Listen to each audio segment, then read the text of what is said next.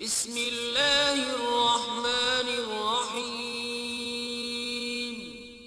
शुरू अल्लाह के नाम से जो बड़ा मेहरबान निहायत रहम वाला है।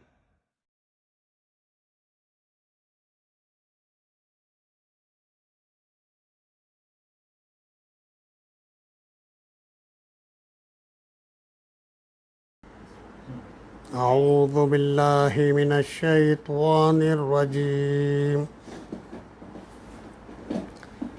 बिस्मिल्लाहिर रहमानिर रहीम। इन्नल्लाहा यअमुरु बिल अदलि वल इहसान व ईताइ ज़िल क़ुरबा वयन्हा अनिल फ़हशाइ वल मुनकरि वल बग़य यइज़ुकुम लअल्लकुम तज़क्करून। सदक़ल्लाहुल अज़ीम। बेशक अल्लाह ताला तुम्हें आदल, एहसान और क़राबतदारों को देने का हुक्म देता है और बेहयाई, बुरे कामों और सरकशी से मना करता है। वो तुम्हें इसलिए नसीहत कर रहा है कि तुम उसे कबूल करो और याद रखो। ये सूरतुन नहल की आयत नंबर 90 तिलावत और तर्जुमा आप सुन रहे थे। हर मुफस्सिर ने इस आयत से मुतालिक़ ये बात इरशाद फरमाई कि ये कुरान मजीद की इंतहाई जामे आयात में से हैं। बाज़ सहाबा किराम के बारे में तो ये मिलता है कि वह इस आयत को सुनकर मुसलमान हुए। हज़रत उस्मान इब्न मज़ऊन रज़ियल्लाहु अन्हु कहते हैं कि मैं तो इस्लाम कबूल कर चुका था, लेकिन मेरे ईमान में पुख्तगी और मजबूती इस आयत को सुनने के बाद आई। और एक सहाबी के बारे में ये बात मिलती है कि वह अपने कबीले के सरदार थे। उनको मालूम हुआ कि एक शख्स मक्के में पैदा हुआ है जिसने नबूवत का ऐलान किया है, तो अपने 2 कासिदों को भेजकर उसने तहक़ीक़ करवाई। तो वो आकर पूछते हैं कि आप कौन हैं और क्या हैं। तो आपने बहुत जामे और मुख्तसर तारुफ़ कराया कि मेरा नाम मोहम्मद इब्न अब्दुल्ला है और मैं अल्लाह का बंदा और उसका रसूल हूँ। क्या लेकर आए हैं? तो उन्होंने इस आयत को, नबी करीम सल्लल्लाहु तआला अलैहि वसल्लम ने इस आयत को पेश फरमाया। इन्नल्लाह यअमुरु बिल अदलि वल इहसान व ईताइ ज़िल क़ुरबा व यन्हा अनिल फ़हशाइ वल मुनकरि वल बग़य यइज़ुकुम लअल्लकुम तज़क्करून। तो उन्होंने कहा कि बार बार इस आयत को पढ़िए। उनको याद हो गई। जाकर उन्होंने अपने सरदार को सुनाया और कहा कि देर नहीं करनी है। इस आयत के अंदर जो पैगाम है उसको कबूल करना है ताकि हम दूसरों के मुकाबले में आगे बढ़ जाएं। और वो सहाबी अपने कबीले के साथ मुसलमान हो गए। आप लोग जानते हैं कि अल्लाह ताला ने इंसान को अपनी इबादत, अपनी बंदगी, अपनी इताअत के लिए पैदा किया है। कुरान में जगह जगह ये मज़मून हमको मिलता है। सूरह ज़ारियात में बहुत वाज़ेह लफ्ज़ों में ये बात कही गई है, वमा खलक़तुल जिन्ना वल इंसा इल्ला लियअबुदून। और हमारे वाइज़ीन, हमारे मुक़र्रिरीन और हमारे ख़तीब हज़रात इस आयत को बार बार दोहराते हैं, समझाते हैं कि इसमें सारे इंसानों की तख्लीक़ का, पैदा करने का मकसद बयान किया गया है कि हमने इंसान को सिर्फ़ और सिर्फ अपनी इबादत के लिए पैदा किया है। यह खुलासा है इस आयत का। और ज़मीन पर आने के बाद इंसान अपनी ज़िंदगी के इस मकसद नस्बुल-आइन को भुला बैठा। वक्तन फ़वक्तन रब्बे कायनात ने इसी सबक को याद दिलाने के लिए एक पैगाम, एक दावत देकर अंबिया किराम को मबऊस फरमाया और तकरीबन 1,24,000 पैगंबरों को भेजा। उसमें से बाज़ पैगंबरों के वाक़यात कुरान मजीद में जा बजा हमको मिलते हैं। हर नबी ने, हर रसूल ने अपनी कौम से इसी बात का मुतालिबा किया, इसी दावत को पेश किया, या कौम इअ्बुदुल्लाह मा लकुम मिन इलाहिन गैरु। क्या मेरी कौम के लोगों, अल्लाह की इबादत करो, उसके सिवा तुम्हारा कोई माबूद नहीं है। कौम ने क्या जवाब दिया, कौम का रद्द-ए-अमल क्या रहा, इस पर भी कुरान में मुख्तलिफ़ बड़ी बड़ी कौमों के वाक़यात को बयान करके वाज़े किया है। आखिर में सारी इंसानियत की हिदायत और रहनुमाई के लिए सारे इंसानों की तरफ रब्बे कायनात ने हज़रत मोहम्मद मुस्तफ़ा सल्लल्लाहु अलैहि वसल्लम को मबऊस फरमाया। क़यामत तक के लिए अब आपकी बैसत है, आपकी दावत है, आपका दीन है। तो आपने भी, कुरान में जगह जगह ये बात हमको मिलती है और सूरह बकरा में वाज़ेह तौर पर सारे इंसानों से ख़िताब करते हुए ये बात बयान की गई है, या अय्युहन्नासु उअ्बुदू रब्बकुमुल्लज़ी खलक़कुम वल्लज़ीना मिन क़ब्लिकुम लअल्लकुम तत्तक़ून। क्या इंसानों, अपने परवरदिगार की इबादत करो जिसने तुमको पैदा किया और तुमसे पहले गुजरे हुए सारे इंसानों को पैदा किया। तुम्हारे बचने की यही एक सूरत है, तुम्हारे बचने का यही एक ज़ाब्ता और तरीक़ा है कि तुम बंदगी रब इख्तियार करो, अल्लाह की इबादत करो। फिर इबादत से मुताल्लिक़ कुरान मजीद में मुख्तलिफ़ अंदाज से, मुख्तलिफ़ इस्तिलाहों के ज़रिए से मज़ामीन हमको मिलते हैं। तकरीबन 900 मक़ामात पर उसका ज़िक्र हमको मिलता है कि इबादत क्या है, बंदगी क्या है, ग़ुलामी क्या है, इताअत क्या है। और जब हम इस बात को दोहराते हैं, हमको यह सबक सिखाया गया है कि हम कहते हैं इय्याका नअबुदु व इय्याका नस्तईन, अल्लाह हम तेरी ही इबादत करते हैं, तुझ ही से इस्तिआनत तलब करते हैं, तेरे सिवा हम किसी की इबादत नहीं करते हैं। तो मालूम यह हुआ कि हमारी पूरी ज़िंदगी अल्लाह की इबादत में बसर हो।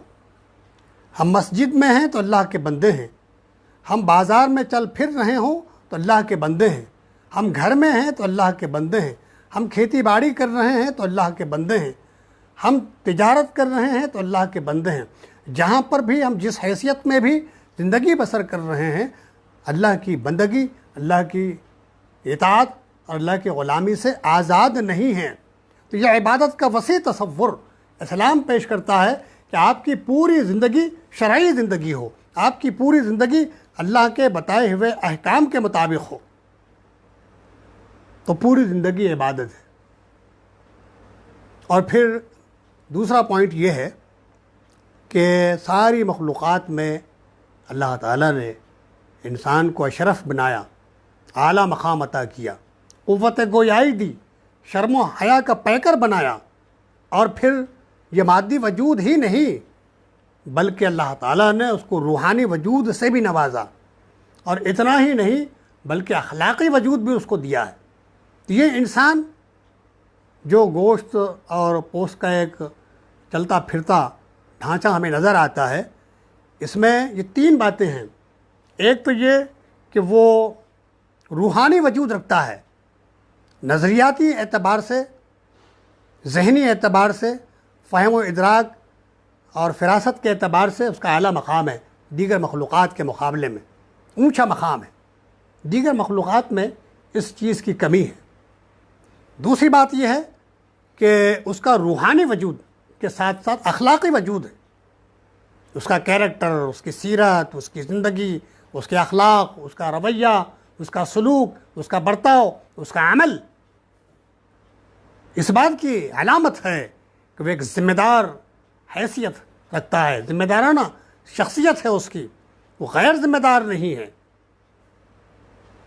तो जो लोग अपने रवैया ज़िंदगी को, अपने सलूक को कुरान के मुताबिक ढाल लेते हैं, वो बक़ल मौलाना मौदूदी के कुरानी सलूक का पैकर बन जाते हैं। और मैंने इससे पहले के दर्स में बताया कि चलता फिरता कुरान बन जाते हैं, तो यकीनन उनकी ज़िंदगी कामयाब है, मिसाली है, खुशगवार है, फौज व फलाह से हमकिनार होने वाली है। तो ये सारी बातें कुरान मजीद में कहीं पर इजमालन बयान हुई हैं, कहीं पर तफसीलन बयान हुई हैं। बक़ल मौलाना अमीन अहसन इस्लाही रहमतुल्लाह अलैह के उन्होंने कहा कि एक इस्लामी मुआशरे के खद्दुखाल क्या हो सकते हैं, पाकीज़ा मुस्तहकम और मज़बूत मुआशरे की बुनियादें क्या होती हैं, क्या हो सकती हैं। बहुत इजमाल के साथ रब्बे कायनात ने इस आयत में बयान फरमाए हैं, और फिर इसकी डिटेल्स सूरह बनी इसराइल में। एक इस्लामी माशरे के उसूल और ज़वाबित क्या होते हैं। मेराज के पैगाम के नाम पर मौलाना मौदूदी ने उसको बयान किया है। उसकी तशरीह में लिखा है कि मेराज का यह पैगाम है कि अब 1 साल के बाद आप हिजरत करने वाले हैं, मदीना तशरीफ़ ले जाने वाले हैं। मदीने में एक स्टेट कायम होने वाली है, मदीने में एक मुआशरा वजूद में आने वाला है, एक सोसाइटी तश्कील पाने वाली है। तो वो इस्लामी स्टेट, वो इस्लामी मुआशरा, वो इस्लामी सोसाइटी कैसी है, कैसी होनी चाहिए, कैसी हो, उसका पूरा जो है ज़ाब्ता सूरह बनी इसराइल में रब्बे कायनात ने बयान फरमाया। मालूम ये हुआ कि ये इजमाल और वो तफसील है। एक आयत में जिन मज़ामीन को समेटा गया है, उन मज़ामीन की तशरीह और वजाहत सूरह बनी इसराइल की आयत में हमको मिलती हैं। इंशाअल्लाह हम इस पर तफसील से गौर करेंगे, इसलिए कि आज के इस दौर में, इस इंतशार के दौर में, इस बिगाड़ और फसाद के दौर में, जो अखलाक़ी लिहाज से, रूहानी लिहाज से, समाजी लिहाज से, मादी लिहाज से, माशी लिहाज से इंतशार अनारकी का शिकार है, बिगाड़ का शिकार है, फसाद बरपा है, लोगों के अमाल सही नहीं है, लोगों का रवैया सही नहीं है, लोगों का सलूक सही नहीं है। तो ऐसे दौर में ये आयत आपकी क्या रहनुमाई करती है, आपको किन बुनियादों पर अपनी शख्सियत की तामीर करनी चाहिए, और इज्तिमाई सोसाइटी जब तश्कील पाती है तो इसका मेयार क्या होना चाहिए। इंशाअल्लाह हम उस पर तफसील से गौर करेंगे। हम इस कुरान के हामिल हैं। अल्लाह ताला ने इससे पहले एक आयत इरशाद फरमाई, वनज़्ज़लना अलैकल किताब तिबयानन लिकुल्लि शै व हुदन व रहमतन व बुशरा लिल मुस्लिमीन। वनज़्ज़लना अलैकल किताब, हमने आप पर एक ऐसी किताब नाजिल की है, तिबयानल लिकुल्ली शै, कि इसमें हर चीज़ की वजाहत मौजूद है। मुफस्सिरीन ने लिखा है कि जितने मज़ामीन दुनिया में पाए जाते हैं उनका जामे ज़िक्र जो है कुरान मजीद में है। और इंसान की रहनुमाई के लिए, इंसान की हिदायत के लिए, उसकी पाकीज़गी अखलाक के लिए, उसकी ज़िंदगी के लिए जितनी बातें ज़रूरी हैं, जितने अहकाम ज़रूरी हैं, जितने अक़ायद व नज़रियात ज़रूरी हैं, वो सब इस कुरान मजीद में खोल कर बयान कर दिए हैं। कोई मज़मून ऐसा नहीं है, कोई बात ऐसी नहीं है, कोई नज़रिया ऐसा नहीं है जो समझ में ना आता हो। वलक़द यस्सरनल क़ुरआन लिज़्ज़िक्र फ़हल मिन मुद्दकिर, बहुत वाज़ेह लफ्ज़ों में अल्लाह ने यह बात इरशाद फरमाई। और हाज़ा बयानुल लिन्नास की तशरीह हम इससे पहले देख चुके हैं। हाज़ा बयानुल लिन्नास, ये लोगों के लिए बयान है। और ख़ुद अल्लाह फरमाता है अर्रहमान खलक़ल इंसान व अल्लमहुल बयान, रहमान ने कुरान की तालीम दी और इंसान को बोलना सिखाया, अपना माफ़ी ज़मीर, उसके इजहार की सलाहियत दी, क़ुव्वत गोयाई उसको अता फरमाई। जब आदमी बोलता है, समझता है, सोचता है, तो यकीनन बहुत सारे मज़ामीन उस पर वाज़ेह रहते हैं। कोई ऐसी बात जो गंजलक है, गैर वाज़ेह है, जो समझ में ना आती हो, ऐसी कोई बात कुरान में नहीं है। कुरान अपने मज़ामीन को, अपने अक़ायद व नज़रियात को, अपने अहकाम को कहीं इजमालन बयान करता है, कहीं तफसीलन बयान करता है। और फिर इसकी वजाहत और तशरीह में नबी करीम सल्लल्लाहु अलैहि वसल्लम का तर्ज़ अमल, आपकी सीरत मुबारका, आपकी सुन्नत बहुत वाज़ेह है। एक एक अमल को, कुरान के एक एक अमल को आपने बता दिया है, बरत कर बताया है। कुरान के अहकाम को बरत कर बताया है कि ये अल्लाह का मंशा है, ये चाहता है अल्लाह, इस तरह का आपका रवैया हो, ऐसा आपका सलूक हो, ऐसा आपका बर्ताव हो, यह आपका कैरेक्टर हो, उसको खोल खोल के बयान किया गया। ये किताब क्या है? इसमें हिदायत भी है, इसमें रहमत भी है, इसमें बशारत भी है मुसलमानों के लिए। अब उसके बाद फिर वो तफसील हमको मिलती है जिसका ज़िक्र जो है इस आयत में किया गया है। बाज़ मुफस्सिरीन ने इसकी भी वजाहत की है। इसी तफसीर में जो मैं आपके सामने लेकर बैठा हूँ, तयसीरुल कुरान, इसमें लिखा है कि हज़रत उमर बिन अब्दुल अज़ीज़ रहमतुल्लाह अलैह जो खलीफा राशिद हैं, उन्होंने खुतबा जुमा में, खुतबा ईदैन में इसको शामिल किया है। आप देखिए, खुतबा जुमा बरसों हमने दिया है, हमको तजुर्बा है कि जब ये आयत ख़तीब पढ़ता है, इन्नल्लाह यअमुरु बिल अदलि वल इहसान व ईताइ ज़िल क़ुरबा व यनहा अनिल फ़हशाइ वल मुनकरि वल बग़ि यइज़ुकुम लअल्लकुम तज़क्करून, तो जो लोग बैठे हुए हैं, इंतज़ार में हैं, कुछ बोर हो रहे हैं, कुछ जमात के इंतज़ार में बैठे हुए हैं, कुछ खड़े हुए हैं, मुख्तलिफ़ कैफियत लिए हुए जुमे में लोग बैठे रहते, ये आयत सुनते ही फ़ौरन पहलू बदलते हैं और उठकर खड़े होने की तैयारी करते हैं कि अब खुतबा ख़त्म हो रहा, अब खुतबा ख़त्म हो रहा है, अब जमात खड़े होने का टाइम हो गया है। यानी हम गफलत का शिकार होकर कहाँ से कहाँ चले गए, जबकि यह आयत पैगाम दे रही है, तरीक़ा बता रही है, माशरे की तामीर और तश्कील के लिए बुनियादें फराहम कर रही है। ये 6 नुकाती प्रोग्राम है माशरे की सलाह के लिए, माशरे की तरबियत के लिए, और हम समझते हैं कि भाई खुतबा ख़त्म होने का ऐलान है और जमात खड़े होने का आगाज़ है। लोग पहलू बदलते हैं, आप लोगों ने भी देखा होगा, लोग पहलू बदल के फ़ौरन जो है तैयार हो जाते हैं कि अब चलो खुतबा ख़त्म हो रहा है। बिरादरान अज़ीज़, ज़रा इस पर आप गौर करें कि ये आयत कितनी अहम है। जैसा मैंने कहा, माशरे की तामीर के लिए, उसकी इस्लाह के लिए, उसकी तरबियत के लिए, उसके इस्तेहकाम के लिए, उसकी पाकीज़गी के लिए मजबूत और मुस्तहकम बुनियाद फराम की जा रही है इस आयत में कि आपका माशरा उसकी सालिहियत के लिए क्या चीज़ें ज़रूरी हैं। इन चीज़ों को आप फॉलो करो तो आपका माशरा बहुत पाकीज़ा होगा, बहुत स्ट्रांग होगा और सालिहियत लिए हुए होगा। फिर देखिए कि कुरान मजीद में, जैसा इससे पहले के दर्स में आप देख चुके हैं, 2 तरह के अहकाम हैं। एक हैं अवामिर, कुरान मजीद में उसकी तफसील है, सुन्नत और हदीस में उसकी वजाहत है, पूरी फ़हरिस्त बयान की गई है कि ये और ये काम आपको करने हैं। जिन कामों के करने का रब्बे कायनात ने हुक्म दिया है वो सारे काम अवामिर कहलाते हैं। जिन चीज़ों का उसने हुक्म दिया है कि ये आपको करना है, हर हाल में करना है,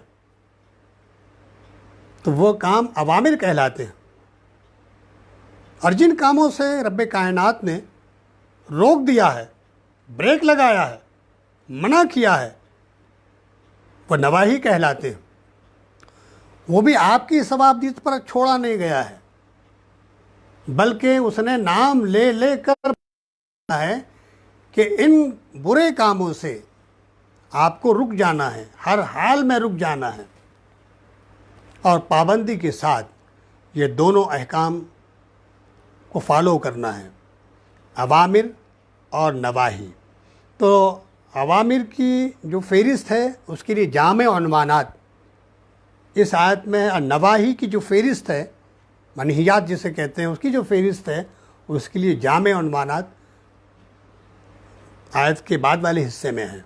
तो दोनों तरह के अहकाम का मजमुआ, उसका जामे उन्वान इस आयत में हमको मिलता है। ये आयत उसके लिए जामे उन्वान है। तो ये खुतबा ख़त्म करने की आयत नहीं है, बल्कि ज़िंदगी के आगाज़ में जो बुनियादें ज़रूरी हैं वो आखिर में बयान की जा रही हैं कि मुसलमानों, अपने माशरे की तश्कील करो, अपने अक़ायद व नज़रियात को बनाओ, अपने ईमान को मजबूत करो, अपनी सीरत की तामीर करो, अपने रवैये को दुरुस्त करो, अपने मामलात को सही करो, अपने मामूलात को पाकीज़ा बनाओ और अपनी ज़िंदगी को नेकियों से मुज़य्यन करो, आरास्ता करो, सजा लो अपने आप को, अपनी शख्सियत को निखारो, बनाओ।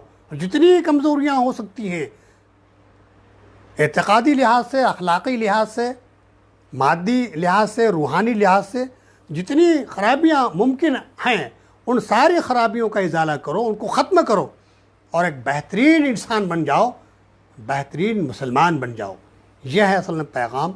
इंशाअल्लाह हम इसकी एक एक जो है बात पर, एक एक उन्वान पर तफसील से गौर करेंगे। देखिए, कहा गया, पहले जो लफ्ज़ इस्तेमाल किया गया है कि अल्लाह ताला ने हुक्म दिया है आदल का, अदालत का, आदिल बनने का। एक मशहूर हदीस है जिसमें कहा गया है कि अल्लाह के अर्श के साए के सिवा क़यामत के दिन कहीं साया नहीं होगा। उसमें 7 किस्म के लोग रहेंगे। तो एक किस्म के लोग वो भी होंगे जो आदिल बादशाह है, आदिल बादशाह, जिसको सल्तनत हासिल है, इक़्तिदार हासिल है और वो आदिल पर कायम है। वो आदिल है, आदिल, अदालत का निज़ाम उसका निहायत स्ट्रॉन्ग और मजबूत है। ये इतना अहम उन्वान है कि इसको समझना बहुत ज़रूरी है। यह आदिल बनना क्या है, यह अदालत का निज़ाम क्या है, अदालत किसे कहते हैं, इसको समझना ज़रूरी है, क्योंकि इसी ये एक बुनियाद है जो फराहम कर रही है कि आपके अंदर तवाज़ुन हो, अदालत का निज़ाम कायम हो और अदल पर आप कायम रहें। देखिए, तवाज़ुन, तनासुब, बराबरी, किसी को उसका जायज़ हक़ देना, यही अदलिया की ज़िम्मेदारी है। और हर आदमी, हर औरत अपने दायरे में ज़िम्मेदार है, राई है, उसकी रइयत में जो लोग आते हैं उन पर अदालत का निज़ाम कायम हो, वो अदल करे। उर्दू में हम उसका तर्जुमा करते हैं इंसाफ, लेकिन इससे उसका हक़ अदा नहीं होता है। निस्फ़ निस्फ़ के माना है, मैं लड़ रहे गाय को तू आधा ले ले, तू आधा ले ले, नहीं, लड़ो मत, आधा आधा तकसीम कर लो, नहीं। जिसका जो हक़ बनता है वो उसका हकदार है तो उसका हक़ उसको दिया जाए। अब विरासत में देखिए, कानून विरासत में आप देखिए, मैंने इससे पहले भी आपको बताया कि इस पर मुसलमान अमल पैरा नहीं है, कमा हक़्क़हू इल्ला माशाअल्लाह। लेकिन आप देखेंगे बड़े पैमाने पर बहरहाल इस सिलसिले में कोताही होती है कि जो अदल होना चाहिए प्रॉपर्टी में, मरहूम के छोड़े हुए माल में, तरके में, हर एक का अपना एक हिस्सा है, हर एक का अपना एक हक़ है। वो हक़ कुरान में मुतअय्यन कर दिया है, वो हक़ शरीयत में बयान कर दिया गया है। नबी करीम सल्लल्लाहु अलैहि वसल्लम ने उस तरके के माल की तक़सीम का एक ज़ाब्ता मुक़र्रर कर दिया है। अब जिसका जो हक़ बनता है उसको अदा करना चाहिए। आम तौर पर लोग ये बोलते हैं कि बहनों का और बेटियों का क्या हक़ है।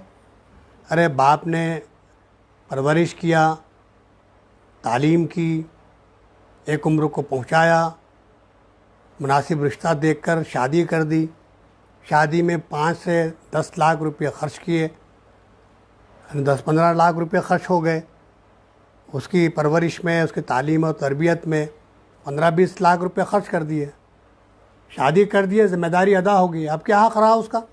यह नुक्ता नज़र देखिए मुसलमानों के अंदर भी पैदा हो गया है। इतना ख़र्च होने के बाद, इतना ख़र्च करने के बाद उसका क्या हक़ रहता है? लेकिन हम इस पर गौर नहीं करते हैं कि जहाँ लड़की पर एक बाप ने इतना ख़र्च किया, उतना ही ख़र्च उसने लड़के पर भी किया है। उसकी परवरिश की, उसकी तालीम की, उसको रोज़गार से लगाया, उसकी शादी कर दी। फिर वो उस वक्त ये नहीं कहता कि भाई मेरे बाप ने मेरे ऊपर भी 15-20 लाख रुपए ख़र्च किए हैं और प्रॉपर्टी मेरा क्या हिस्सा, ऐसा नहीं बोलता है, बल्कि वो हक़ मांगने के लिए, अपना हक़ हासिल करने के लिए खड़ा हो जाता है। तो बहरहाल हिस्सा तो सबका है, प्रॉपर्टी में, तरके में, विरासत में हक़ तो सबका है।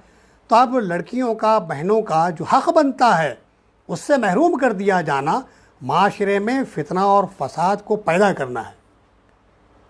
और वो हक़ अदा करना, वो ज़िम्मेदारी पूरी करना माशरे को पाकीज़ा बनाता है, खुशगवार ताल्लुक़ात पैदा होते हैं।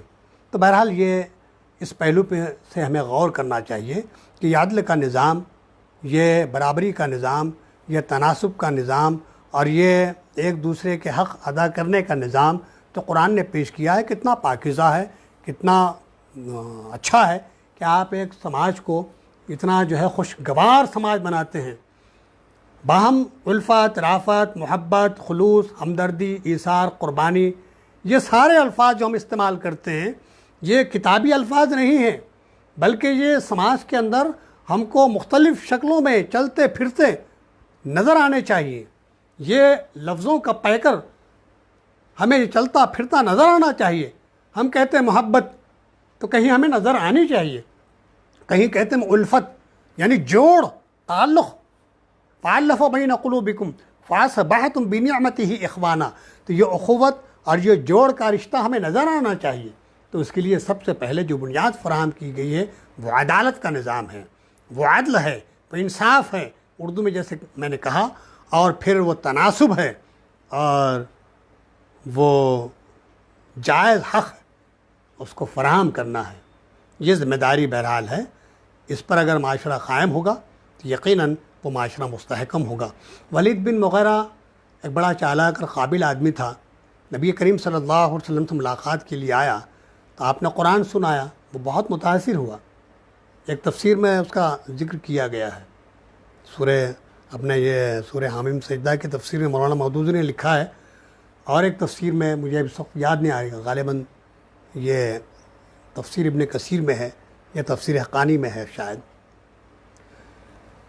तो आपने ये आयत सुनाई तो कहा कि मैं एक ऐसा कलाम सुनकर आया हूँ, ये इंसानी कलाम नहीं हो सकता है, बहुत मजबूत बुनियादें फ़राहम करता है माशरे की तामीर के लिए, लिहाजा तुम इसकी मुखालफत करके कामयाब नहीं हो सकते।